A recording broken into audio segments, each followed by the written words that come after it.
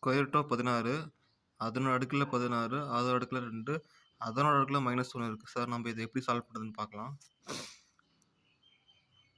So square root of 16 எழுதிக்கிறோம்.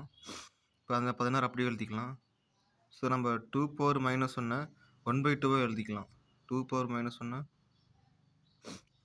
இப்போ வந்து 1/2 -2 பவரில் -1 இருந்தால் இந்த -1 மேலே போகும்போது 2 பவர் 1 மாறிடும். அதே மாதிரி தான் இங்கே 2 பவர் -1 இருக்குது. ஸோ இதை 1/2 மாற்றிக்கலாம்.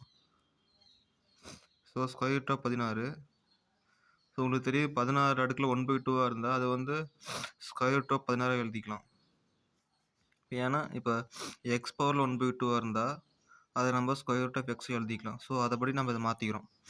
ஸோ இப்போ நம்ம இதை ஈஸியாக போட்டலாம். 16க்கு ரூட் எடுத்து 4 வரும். அதே மாதிரி இதுக்கு 16க்கு ரூட் எடுத்து 4. ஸோ 4 பவர் 4 இதோட வேல்யூ 256. ஸோ இதோட ஒரு ஆன்சர்.